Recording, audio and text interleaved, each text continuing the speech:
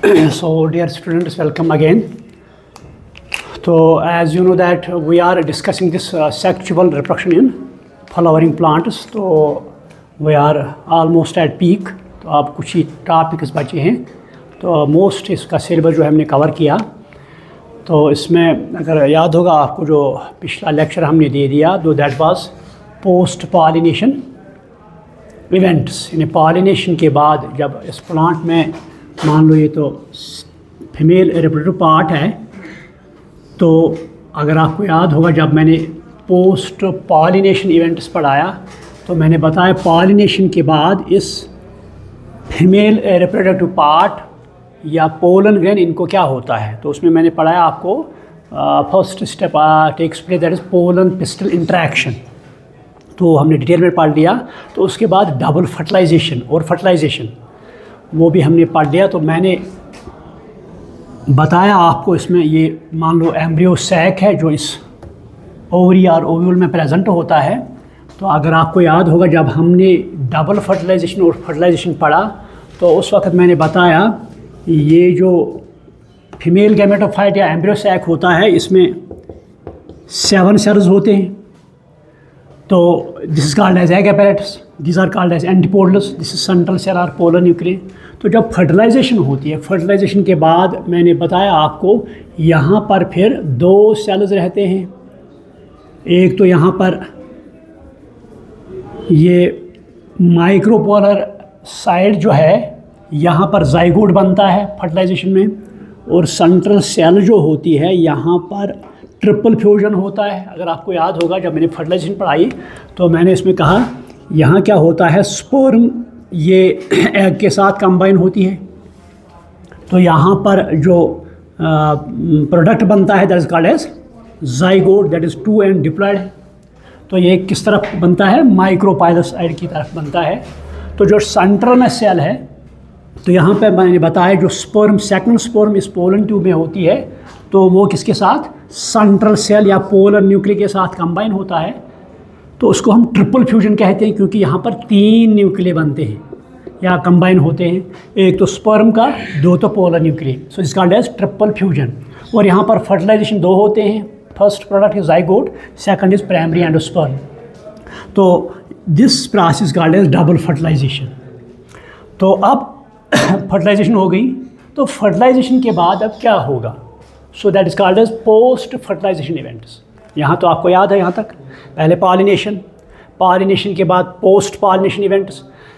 उसमें पढ़ा हमने पोलन पिस्टल इंटरेक्शन.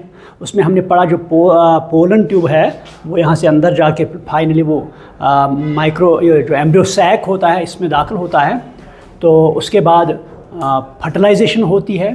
तो यहाँ पर 2 फर्टिलाइजेशन मैंने ये भी बताया आपको, जो एंजियोस्पर्म्स हैं इनमें डबल फर्टिलाइजेशन होती है, बाकी किसी में डबल फर्टिलाइजेशन अगर मान लो जिम्नोस्पर्म्स हम ले लेंगे वहाँ डबल फर्टिलाइजेशन नहीं होती है, सिर्फ किन में होती है, एंजियोस्पर्म में. तो यहाँ जो प्रोडक्ट्स बने एक तो zygote, so this will be called as zygote, so this will be called as primary endosperm. Primary endosperm nucleus ये बना यहाँ पर. तो ये 2 सेल्स जो बने, अब इनका क्या होगा, तो फर्टिलाइजेशन हो गई. तो अब इनके बाद क्या होगा, that is called as post fertilization events. तो ये आज हमने पढ़ना है, ठीक है. तो पहले हम ले लेंगे, यहाँ पर डस्टर का मैंने रखा. अब देखो यहाँ पर इससे आगे हम बढ़ेंगे. ये अब मान लो एम्ब्रियो सैक आफ्टर फर्टिलाइजेशन. तो यहाँ पर 2 सेल्स हमें बने जिसमें भी called as zygote, this is 2n है ना. तो centre this called as 3 nucleated are, जिसमें भी कॉल्ड एज ट्रिप्लॉइड. तो इसका प्राइमरी एंडोस्पर्म न्यूक्लिय है, प्राइमरी एंडोस्पर्म. अब तो ये जाइगोट जो है ये अब एम्ब्रियो देगा, यानी it will get converted into, यहाँ पर लिखेंगे हम जाइगोट. अब इसमें डिवीजन होगा, it will get converted into embryo. आप ये लिखो, after fertilization the zygote undergoes a series of divisions. It undergoes a series of divisions and result is the formation of embryo. A result is the formation of embryo. ये embryo बनाएगा. और जो दूसरी triploid cell है this यानी primary endosperm, ये भी divide होगी, इसमें भी डिविजन्स होंगे, तो ये हमें क्या बनाएगी, एंडोस्पर्म, मैच्योर एंडोस्पर्म यानी प्राइमरी एंडोस्पर्म। आप इस तरह रखो, the primary endosperm undergoes repeated division and forms mature endosperm अब तो देखना है क्या ये ऑब्जेक्टिव आता है एग्ज़ाम में क्या पहले जाइगोट डिवीजन स्टार्ट करेगा या पहले ये प्राइमरी एंडोस्पर्म। ये कभी कभी ऑब्जेक्टिव आता है, जो जाइगोट और प्राइमरी एंडोस्पर्म है इनमें कौन पहले डिवीजन स्टार्ट करता है, किस में पहले डिवीजन होता है। तो ये देखा गया जब जाइगोट बनता है तो बनने के बाद इट टेक्स रेस्ट, आप इस तरह लिखो, the zygote after it's formation undergoes rest, ये कुछ देर के लिए रेस्ट में चला जाता है। तो जो प्राइमरी एंडोस्पर्म ये डिवीजन स्टार्ट करता है, तो पहले डिवीजन किस में होता है, अब एंडोस्पर्म। सो आप लिखो the primary endosperm first starts division, then zygote undergoes division. ये कभी कभी ऑब्जेक्टिव आता है, ठीक है। आप तो मतलब क्वेश्चन पैदा होता है क्यों पहले प्राइमरी एंडोस्पर्म डिवीजन दिखाएगा या डिवीजन में दाखिल होगा, तो ये रेस्ट लेगा। तो अगर आपको याद होगा, जो एंडोस्पर्म यहाँ पर है, मैंने ये बताया जो एंडोस्पर्म बनती है this is it stores food material, है ना, इट स्टोर्स फूड मटेरियल और इट इज़ न्यूट्रिटिव टिश्यू। तो ये फूड मटेरियल एम्ब्रियो को सप्लाई करेगी फॉर इट्स डेवलपमेंट, क्योंकि एम्ब्रियो को डेवलप होना है, डेवलपमेंट के लिए इट नीड्स फूड मटेरियल। तो वो कहाँ से आएगा, तो पहले किसको बनना है, एंडोस्पर्म। ये सारी सी बात है, जो क्या है, पहले खुराक होना चाहिए तो उसके बाद प्रोसेस होगी। तो खुराक कहाँ से मिलता है, एंडोस्पर्म से। सो endosperm will undergo division first, then zygote starts division, ठीक है। बिकॉज आप because the embryo needs food material, the embryo needs food material for its development, so endosperm undergoes division first or starts division first, ठीक है। यह आपको clear हो गया। अगर इस पर कोई क्वेश्चन आएगा, चाहे ऑब्जेक्टिव या डिस्क्रिप्टिव, आप जवाब लिख सकते हैं। आप तो हम ले लेंगे, हालांकि आपकी एनसीईआरटी है, वहाँ पर एंडोस्पर्म पहले आता है, उसके बाद कौन, जाइगोट का डेवलपमेंट। पहले हम ले लेंगे एंडोस्पर्म।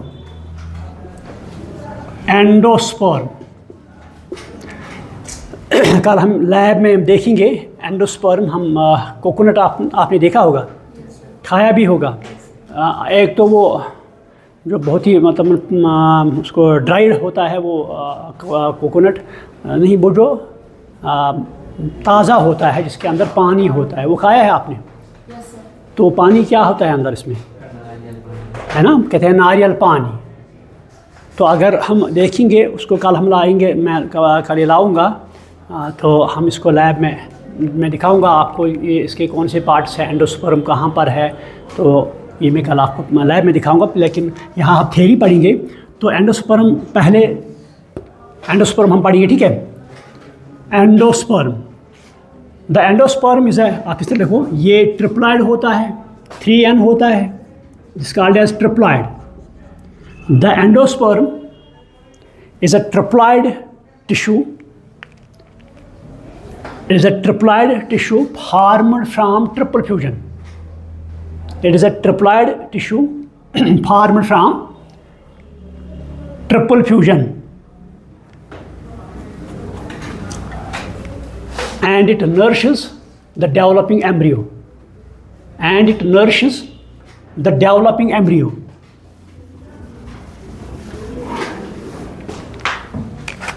तो ये एंडोस्पर्म जो है, मान लो यहाँ पर हम ले लेंगे ये प्राइमरी एंडोस्पर्म जो यहाँ पर बनी, हम अब देखेंगे इसमें किस तरह का डिवीजन होता है।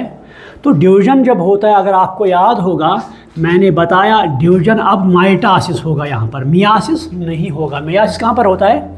जब हमें गैमेट्स की ज़रूरत है, गैमेट फार्मेशन के लिए मियासिस का होना लाजमी है, लेकिन ग्रोथ के लिए मियासिस का होना लाजमी नहीं है, ग्रोथ के लिए हमें माइटोसिस। तो अब ये प्राइमरी एंडोस्पर्म जो यहाँ पर बना, now it will undergo mitosis. The primary endosperm now undergoes repeated mitosis. आप इस तरह लिखो, the primary endosperm undergoes repeated mitosis, undergoes repeated mitosis. तो जब सेल डिवीजन होगा, यहाँ पर मान लो एक सेल है, ये तो न्यूक्लियस इसमें बीच में है, तो माइटोसिस जब होती है या सेल डिवीजन जब होता है, ये माइटोसिस ये 2 फेजेस में मुकम्मल होता है। 11th में आपने पढ़ा होगा या मैंने पढ़ाया भी आपको। तो first is called as karyokinesis, first is called as karyokinesis, division of nucleus. मान लो यहाँ पर सेल है, जब कैरियोकाइनेसिस होगी इसमें 2 न्यूक्लियस बनेंगे, ठीक है। तो उसके बाद वाल फॉर्मेशन होगी, तो यहाँ पर हमें 2 सेल्स बनेंगे अब। तो जब 2 सेल्स बनेंगे या डिवाइड होंगे अब, so this called as cytokinesis, cytokinesis.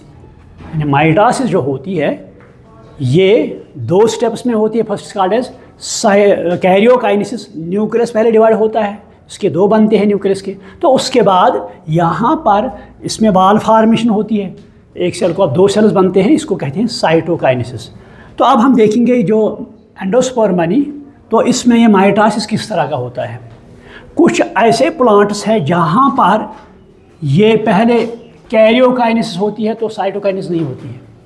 आप अच्छी तरह से समझ लो, कुछ प्लांट्स ऐसे होते हैं, मान लीजिए दिस इज प्राइमरी एंडोस्पर्म, उसमें क्या होगा जब सेल डिवीजन होगा तो पहले क्या होगा? कैरियोकाइनेसिस। तो यहाँ क्या इंक्रीज होंगे? न्यूक्लियस का नंबर, सेल वाल फॉर्मेशन नहीं होगी यहाँ पर।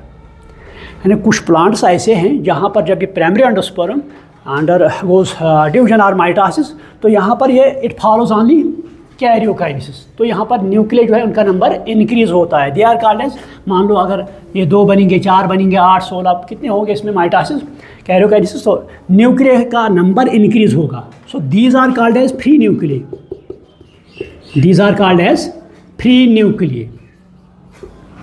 तो उसके बाद वाल फॉर्मेशन होती है। समझ में आ गया? पहले क्या होता है?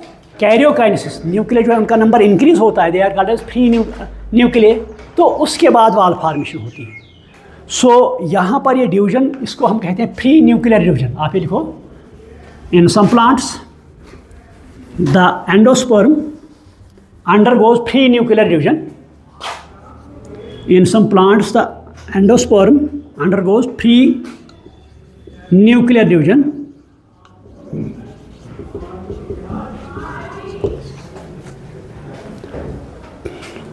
ठीक है।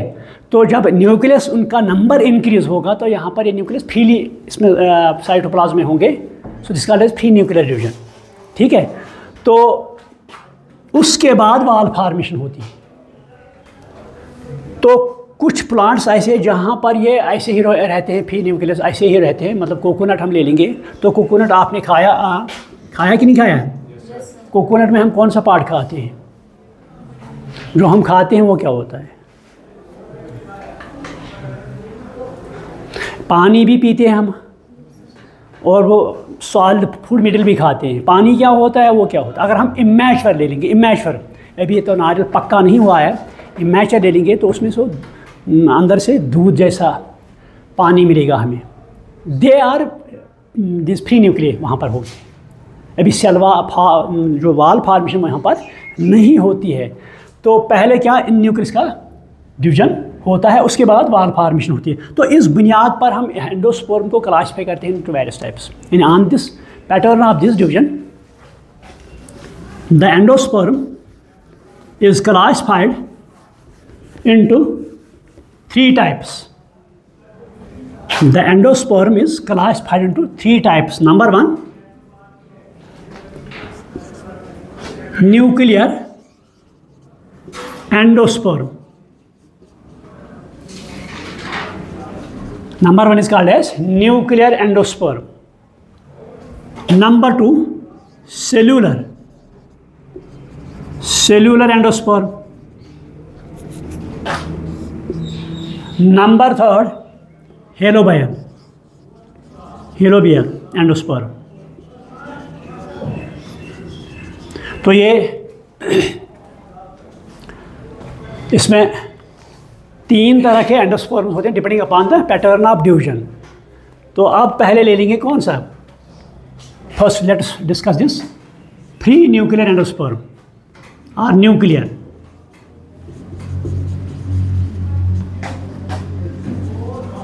एंडोस्पर्म। तो इसमें क्या होता है, मान लो ये प्राइमरी एंडोस्पर्म है, तो अब यहाँ पर डिवीजन होगा, तो डिवीजन क्या होगा यहाँ पर, कैरियोकाइनेसिस। तो इसमें न्यूक्लियर जो है इंक्रीज़ होंगे इनका नंबर। मान लो इसके बाद फिर से मान लो न्यूक्लियर का नंबर इंक्रीज़ होगा, तो यहाँ पर न्यूक्लियर जो है उनकी पॉपुलेशन इंक्रीज़ होगी, वाल फॉर्मेशन नहीं होगी, या अगर होगी बाद में होगी, तो इसको हम न्यूक्लियर एंडोस्पर्म कहते हैं। यानी in this endosperm the nucleus या the primary endosperm undergoes karyokinesis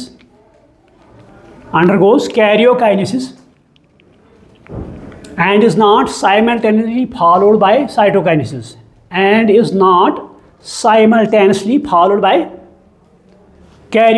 यानी फॉलोड बाय साइटोकाइनेसिस, यानी कैरियोकाइनेसिस हो गई यहाँ पर, साथ ही इसको साइटोकाइनेसिस नहीं होती है। तो यहाँ पर न्यूक्लियर जो होते हैं ये फ्री फॉर्म में होते हैं, तो इसको हम कहते हैं, so this is called as nuclear endosperm। तो बाद में इसको साइटोकाइनेसिस होती है, यानी इट लेटर ऑन अंडरगोज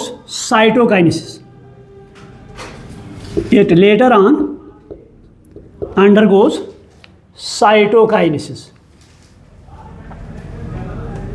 यहाँ पर अब बनाएंगे, यहाँ पर ये जो इसमें फ्री न्यूक्लियर है यहाँ पर, अब इनमें वाल फॉर्मेशन होगी, just like this, cell wall बनेगा यहाँ पर। सो यहाँ पर सॉलिड एंडोस्पर्म बनी यहाँ पर, मगर बाद में, पहले तो खाली क्या हुआ यहाँ पर, कैरियोकाइनेसिस, तो उसके बाद में अब cytokinesis. So this called as nuclear endosperm. अब यही कोकोनट हम ले लेंगे, तो कोकोनट में हम जो खाते हैं that is called as cellular endosperm. जो बीच में वो पानी होता है that is called as nuclear endosperm.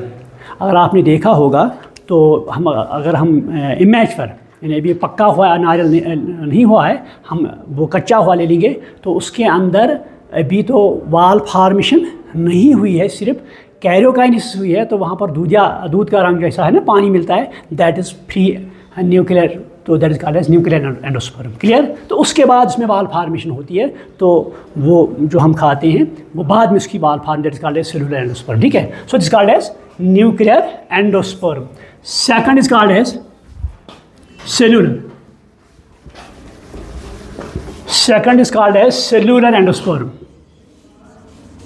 Cellular endosperm. तो यहाँ पर क्या होता है, माइटोसिस मतलब पहले कैरियोकाइनेसिस साथ ही साइटोकाइनेसिस भी होगी। ये अब इंतजार वेट नहीं, आप तब फ्री न्यूक्लियर नहीं बनेंगे। देखो इस तरह, ये मान लो प्राइमरी एंडोस्पर्म है, यहाँ पर कैरियोकाइनेसिस होगी, कैरियोकाइनेसिस, तो अंदर से 2 न्यूक्लियस बनेंगे। ठीक है। Then it will follow cytokinesis, simultaneously cytokinesis. तो यहाँ पर सेल्स बनेंगे साथ ही साथ। ठीक है। सो इसको हम सेल्यूलर एंडोस्पर्म कहते हैं। And the endosperm in which during mitosis और सेल डिवीजन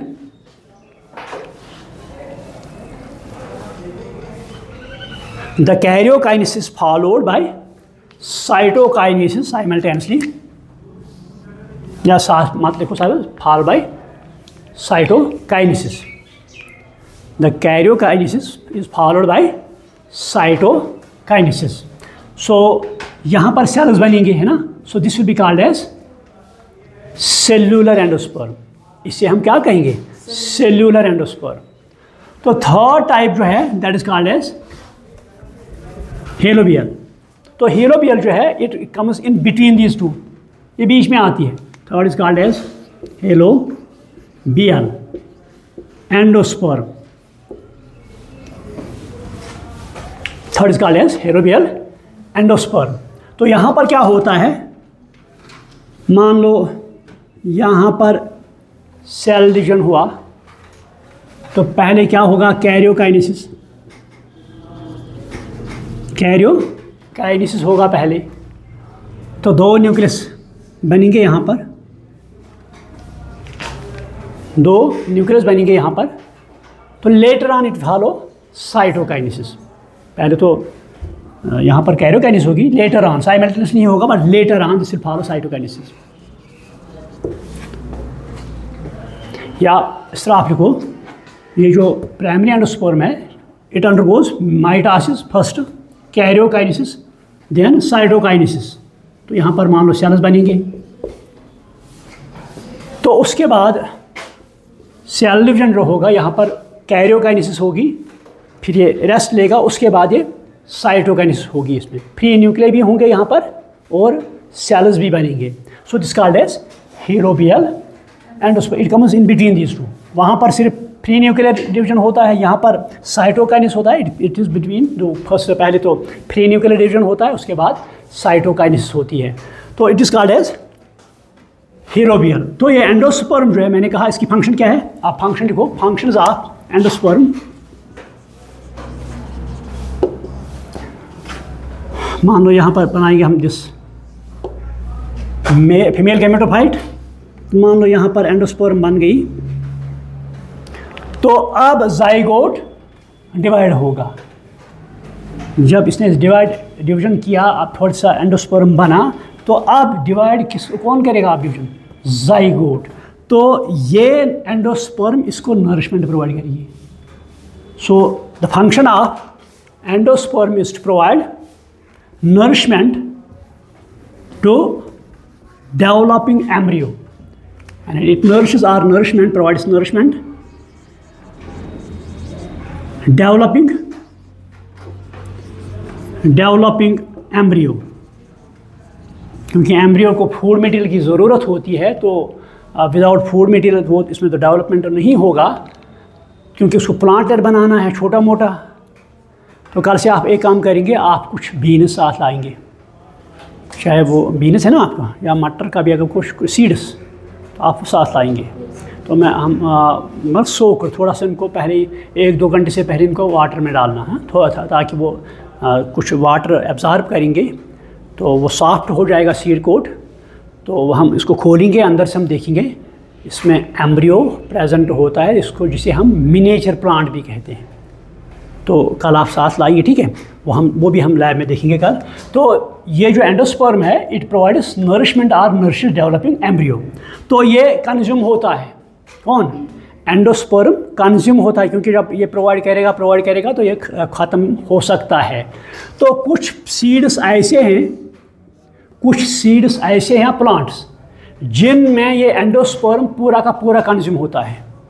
यानी कुछ प्लांट्स ऐसे हैं जिनमें सीड्स हैं, तो इन सीड्स में जब एम्ब्रियो बनता है तो वो एम्ब्रियो सारा का सारा एंडोस्पर्म यूटिलाइज करता है, या सारा का सारा एंडोस्पर्म कंज्यूम होता है।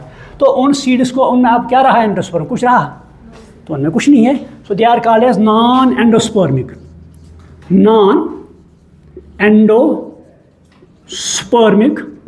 Seeds. They are called as non-endospermic seeds, or are X albuminous.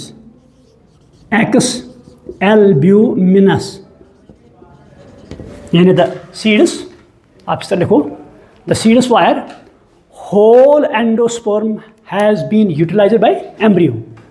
The seeds where whole endosperm has been consumed by embryo, they are called as non-endospermic seeds और X albuminous।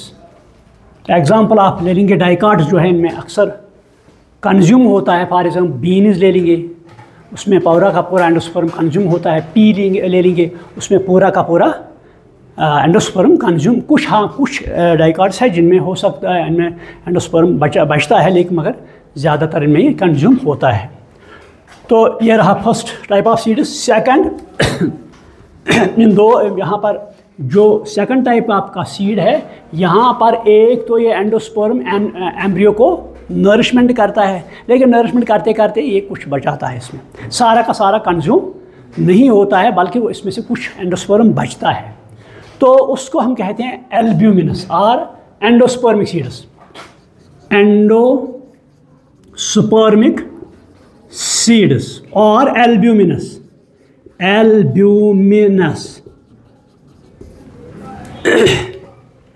और albuminous लिखो आप, दो seeds where whole endosperm is not consumed by developing embryo. Those seeds where whole endosperm is not being consumed by developing embryo, they are called as endospermic seeds or albuminous। ठीक है, तो यहाँ पर एक point मैं भूल गया जब मैंने स्टार्ट किया, ये लिखा आपको अंडरस्टैंड हुआ, एक मतलब यहाँ पर एग्जांपल आप ले लेंगे, मेज़ ले लो आप, मेज़। तो यहाँ पर मैं पहले ये भूल गया कहना आपसे, जब फर्टिलाइजेशन होती है तो मैंने कहा यहाँ पर पहले, यहाँ पर ये दो सेल्स जिनको हम सिनर्जिड्स कहते हैं, है ना, सिनर्जिड्स। ये आप लिख लो, मैं क्योंकि भूल गया यहाँ पर, क्योंकि एग्ज़ाम में क्वेश्चन आ सकता, उस वक्त आप परेशानी में मुब्तला हो जा सकते हैं। तो यहाँ पर मैंने कहा जब फर्टिलाइजेशन होती है, तो जब ये पोलन ट्यूब अंदर दाखिल हुआ, उसने अपने कंटेंट इनमें सिनर्जिड्स में डाल दिए। तो यहाँ पर मैंने कहा, यहाँ पर फिलिफॉर्म एपैरेटस होता है, याद है आपको, this called as filiform apparatus, यानी कि थ्रेड लाइक स्ट्रक्चर्स होता है किन पर, एंड सिनर्जिड्स पर, it is called as filiform apparatus. तो ये क्या, इसका रोल क्या होता है? इसका रोल, ये जब पोलन ट्यूब यहाँ आता है तो इस पोलन ट्यूब को गाइड करते हैं कि आपको, कि जो आपके पास ये कंटेंट है मेल गैमेट से, ये कहाँ पर आपको डिस्चार्ज करना है। आपको the function of filiform apparatus, क्योंकि ऑब्जेक्ट भी आ सकता है, the function of filiform apparatus is to guide pollen tube, यानी कि जो पोलन ट्यूब अंदर आता है ना, उसको गाइड करते हैं कि आपको ये जो आप में जो मेल कंटेंट्स है, ये आपने कहाँ पर डिस्चार्ज करना है, कभी ये ऑब्जेक्ट भी आ सकता है। तो उसके बाद मैंने कहा ये सिनर्जिड्स सारे के सारे डिजेनरेट होते हैं, एंटीपोल्स ये भी डिजेनरेट होते हैं, है ना। After fertilisation both synergids as well as antipodals, आप ये पॉइंट लिखो, after fertilisation both synergids as well as antipodes get degenerated, mostly लिखो, mostly means अक्सर प्लांट्स में ऐसा होता है, यानी after fertilization synergids as well as antipodes they mostly get degenerated। लेकिन कुछ प्लांट्स ऐसे हैं जहाँ पे रहते हैं फर्टिलाइजेशन के बाद भी, तो उस वक्त उनका क्या रोल होता है, ठीक है। कुछ प्लांट्स ऐसे हैं जहाँ पर ये सिनर्जिड्स और जिस एंटीपोड्स आफ्टर पॉलिनेशन भी वहाँ पर परसिस्ट रहते हैं। तो यहाँ पर इनका रोल क्या होगा, तो ये देखा गया, ये एक ट्यूब लाइक स्ट्रक्चर बनाते हैं, एंटीपोड्स भी एक ट्यूब लाइक स्ट्रक्चर बनाते हैं। तो उस ट्यूब को हम हस्टोरियम कहते हैं। क्या कहते हैं? हस्टोरियम। एक को हम कहेंगे हस्टोरियम, अगर बहुत से बनेंगे उनको कहेंगे हस्टोरिया। Single is called as haustorium, अगर बहुत से होंगे उनको क्या कहेंगे? हस्टोरिया। तो उस वक्त जब आफ्टर फर्टिलाइजेशन ये परसिस्टेंट रहेंगे वहाँ पर, तो उस वक्त ये synergids as well as antipode जो इनमें से परसेंट रहेगा, ये ट्यूब लाइक स्ट्रक्चर डेवलप करता है, that is called as haustorium, and it drains nourishment for embryo. So आप ये लिखो, sometimes synergids as well as antipodes develops a tube-like structure called as haustorium. अगर बहुत लेंगे तो उस वक्त हम हस्टोरिया कहेंगे, ठीक है। Called as haustorium that drains nourishment from the surrounding area, that drains nourishment from the surrounding area and carry it to embryo, ये इनका रोल उस वक्त रहता है। आपको समझ में आ गया? तो यहाँ मैंने कभी कभी ये एक तो जो सिनर्जिड्स है, एक इनका फंक्शन है they play role in fertilization. Second role उनका होता है अगर ये परसिस्ट रहेंगे तो उस वक्त ये हस्टोरिया बनाएंगे तो वो नरिशमेंट में एम्ब्रियो को मदद कर सकते हैं। ये वहाँ मैं भूल गया, या फिर क्योंकि आपको ये ऑब्जेक्ट भी आ सकता है या 1 मार्क क्वेश्चन भी इवन कभी कभी 2 मार्क्स का भी शॉर्ट टाइप क्वेश्चन आ सकता है बोर्ड के एग्जाम में। ये फिलफार्म एपरेटस जो ये नीट में भी आ सकता है, ठीक है, ये आप नोट करेंगे, या कभी कभी इनका रोल भी नीट में आ सकता है। So these are called as types of endosperm. तो उसके बाद ये जाइगोट डिवाइड होता है तो ये एम्ब्रियो बनाता है। किस तरह ये एम्ब्रियो बनाता है, तो ये या कितने किस्म के एम्ब्रियो होते हैं ये हम कल पढ़ेंगे, क्योंकि क्लास का टाइम और हुआ। I should stop over here. Thank you.